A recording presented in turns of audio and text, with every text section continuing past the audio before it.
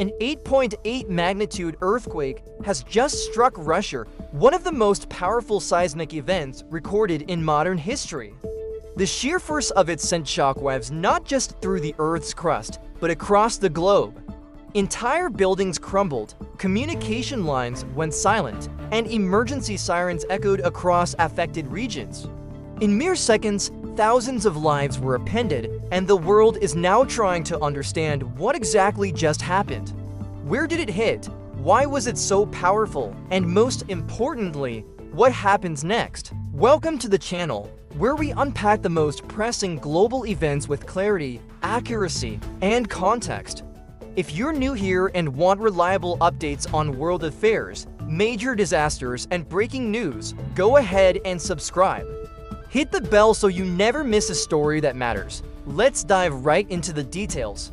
At approximately 3:17 a.m. local time, an earthquake with a preliminary magnitude of 8.8 struck Russia's Far East region.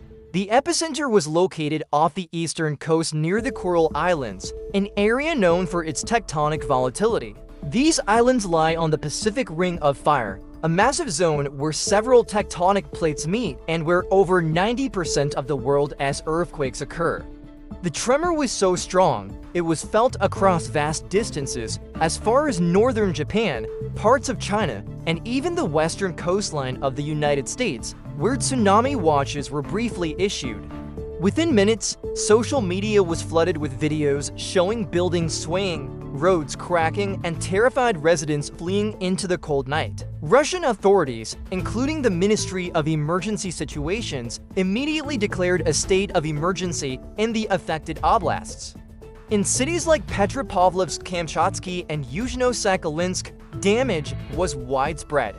Reports describe collapsed bridges, ruptured pipelines, and fires triggered by gas leaks.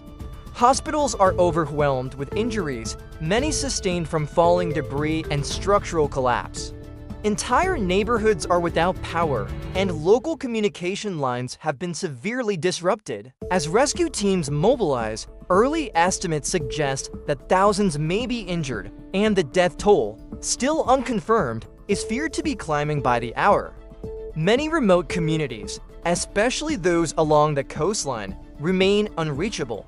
Aerial reconnaissance is underway to assess the full scale of destruction. Let's talk about the science behind this event. The magnitude to 8.8 places it among the top 10 strongest earthquakes ever recorded globally. To put that into perspective, the energy released is roughly equivalent to 500 megatons of TNT or nearly 30,000 Hiroshima bombs. The quake originated deep underground, but the force radiated outward with such intensity that it shook the ground for over a minute in some areas. Seismologists believe this was a megathrust earthquake, a type that occurs when one tectonic plate is forced under another in a subduction zone. These quakes are particularly dangerous because they can trigger devastating tsunamis, like the one seen after the 2011 Tohoku earthquake in Japan. In fact, minutes after the quake hit, the Pacific Tsunami Warning Center issued alerts for coastal regions across the Pacific Rim, including Russia, Japan, the Philippines, Alaska, and even Hawaii. Fortunately, at the time of this broadcast, no major tsunami waves have been confirmed. However, authorities are continuing to monitor oceanic data closely, and coastal residents are being urged to stay alert and away from shorelines. Russia's infrastructure, the Far East, is rugged but not immune to such seismic activity. Many of the buildings in this region were not constructed with high-magnitude earthquakes in mind. That's already proving to be a critical factor in the current crisis. In Soviet-era towns where construction standards were lower and maintenance scarce, entire apartment blocks have buckled. Rescue operations are particularly difficult due to the geography. Harsh terrain, limited road access, and freezing temperatures are slowing everything down. International response has been swift. Japan has offered humanitarian aid and search and rescue teams. The United Nations has activated emergency protocols and placed several regional response units on standby. The United States Geological Survey, or USGS, has provided critical data to help Russian authorities assess aftershock risks. And the European Union has expressed solidarity, preparing support packages that include food, medical supplies, and shelter. Back in Moscow, President Vladimir Putin has called for national unity and vowed a full-scale government response. In a televised statement, he acknowledged the severity of the disaster and pledged federal funds and military assistance to bolster relief operations. Whether this response can meet the immense needs on the ground remains to be seen. Now, let's consider the human impact, which is always the most painful part of any natural disaster.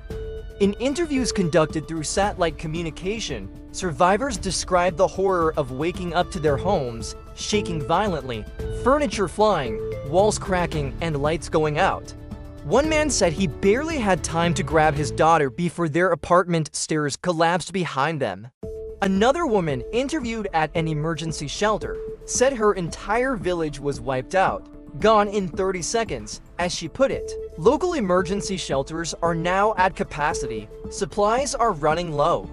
The Russian Red Cross has issued urgent appeals for blankets, medical kits, bottled water, and warm clothing. Thousands of people are sleeping outdoors in sub-zero temperatures, too afraid to re-enter buildings that might still collapse from aftershocks. Speaking of which, aftershocks are continuing. Dozens already recorded, with some above magnitude 6.0. That's enough to bring down structures already weakened by the main quake. Seismologists warn that more aftershocks are likely in the coming days, and residents should be prepared for ongoing disruptions and potential secondary collapses. The economic toll is also beginning to mount. The region, known for its fishing industry, natural gas infrastructure, and transportation links, will take a significant hit. With roads damaged and ports potentially unusable, supply chains are expected to be disrupted for weeks, if not months. Local businesses have lost inventory, families have lost homes, and insurance coverage in many remote areas is limited or non-existent.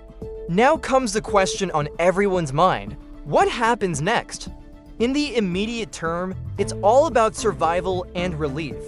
Rescue crews are still digging through rubble. Makeshift hospitals are operating around the clock. Engineers are inspecting bridges and power stations.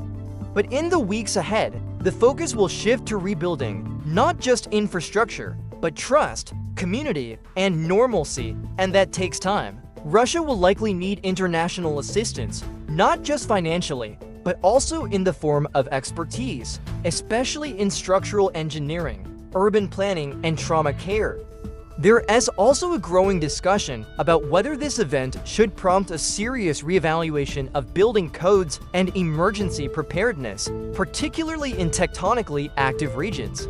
This earthquake is a reminder, a brutal one, that even the most stable-seeming ground beneath our feet can shift in an instant. It challenges governments, communities, and individuals to think about resilience, readiness, and the unpredictability of nature.